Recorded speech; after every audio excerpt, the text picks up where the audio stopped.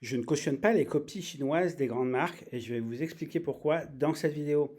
Alors pour tous ceux qui ne me connaissent pas, je m'appelle Laurent Drapeau, j'ai 28 années d'expérience dans l'import-export et je vous aide au travers de cette chaîne à développer votre marque, développer vos produits, trouver les bonnes usines, planifier vos productions, planifier aussi vos contrôles qualité et aussi gérer toute votre logistique import. Donc voilà, en gros, c'est l'objectif de cette chaîne et je vous y aide notamment au travers du programme 90 jours pour réussir dans l'import-export.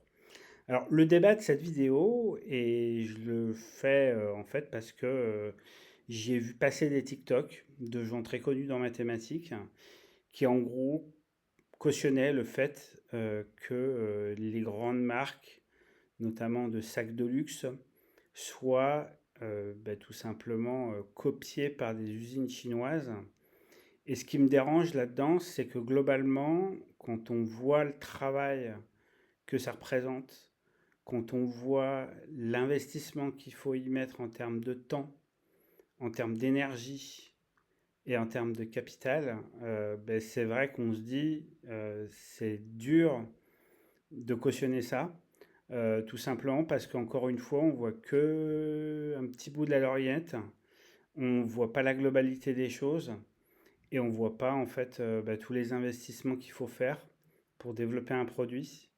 Et ça, moi, je vous accompagne, quoi. J'accompagne mes clients en tout cas et clientes à développer leur marque. Et si vous voulez, de manière juste éthique, je peux pas me dire, je les accompagne, mais derrière, sur leurs produits, ils fonctionnent, je vais les copier. C'est juste pas possible. Si vous voulez, il y a un moment donné, chacun son métier. Et moi, mon métier, c'est de vous accompagner, en tout cas pour une partie de mon business, de vous accompagner à développer une marque, à développer vos produits, à maximiser vos profits, etc. Je me vois pas, en fait, en gros, faire une vidéo en disant oui, je cautionne les copies des grandes marques de sacs de luxe, parce que d'abord, tout simplement, leurs clients, c'est des pigeons. Ben non, mec, je suis désolé, chaque client a son pouvoir d'achat. Si t'as pas les moyens de te payer un sac à 30 000, c'est que t'es pas le client cible, c'est tout. Donc ça, faut bien quand même aussi l'intégrer. Après que tu sois frustré de ne pas pouvoir l'acheter, ça c'est un autre débat. Mais de toute façon, quelqu'un qui a le budget pour acheter un sac à 30 000, ben, en gros, pour lui, 30 000 balles, c'est 3 cacahuètes, quoi, donc il s'en fout. C'est pas, je veux dire, il va pas non plus aller manger des pâtes pendant un an ou 2 ans parce qu'il s'est acheté un sac à 30 000 balles. Ça, c'est un autre débat. Moi, le vrai débat que j'ai, c'est que je pense que euh, aucune société, aucune personne ne mérite d'être copiée. Ça n'a pas lieu d'être. Qu'on s'inspire de son travail, c'est une chose, mais qu'on la copie à la lettre près, pour moi, ça me pose un vrai problème éthique. Et mon vrai problème, c'est que je me bats tous les jours pour protéger mes clients, pour faire en sorte qu'ils gardent en fait la longueur d'avance qu'ils ont sur leur business. Et en gros, le message qui est envoyé dans ce TikTok, c'est en gros, euh, confiez-moi vos projets, si jamais ça marche, vous inquiétez pas, j'aurai aucune pitié pour vous copier. Je sais pas quoi, moi ça me pose un vrai problème.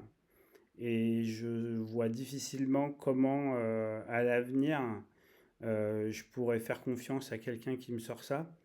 Voilà quoi. Après, chacun voit midi à sa porte, chacun fait son business. C'est peut-être juste un TikTok pour faire le buzz, etc. Mais clairement, moi j'ai un vrai problème éthique par rapport à ça. Et ça, de toute façon, je m'en suis jamais caché avec mes clients. Je fais toujours le maximum pour vous les protéger. D'ailleurs, si vous êtes client et que vous n'avez pas encore signé de contrat de confidentialité avec moi, n'hésitez pas à le réclamer. Pour moi, c'est une vraie importance. Ça veut dire que quand on travaille avec moi, vous pouvez avoir confiance. Je vais pas aller trouver une autre usine ou trouver une usine moins chère pour vous copier. Je fais un vrai travail avec vous, un travail de fond et un travail de développement pour justement vous permettre d'avoir un business dans l'import-export qui tourne et qui vous rapporte de l'argent. Donc voilà quoi, moi voilà, c'était juste un TikTok pour vous dire ça. Je sais que je vais probablement en fait me faire lyncher parce que on va me dire oui, mais les grandes marques ils sont blindés, ils n'ont pas besoin de ça. Mais vous en savez rien. Ils ont 20% de leurs produits qui font 80% de leur chiffre d'affaires et 80% des produits qui font seulement 20. Donc je peux vous dire que le nombre de flops qui se tapent dans la tête, il est monumental et que globalement, faut pas regarder juste un produit. Faut regarder la globalité d'une entreprise, faut regarder la globalité des coûts, faut regarder aussi tout ce qu'elle vous apporte, faut regarder aussi la question des garanties. Tout ça, ça a énormément de coûts. Aujourd'hui, le designer de chez LVMH ou le designer de Dior, il n'est pas payé 2000 balles par mois, hein. Le mec, il gagne des millions, mais c'est parce que voilà, on lui demande de créer des choses iconiques. Le mec, si l'usine chinoise devait payer le designer, son sac, elle ne le vendrait pas 600 balles, hein, moi je vous garantis, hein.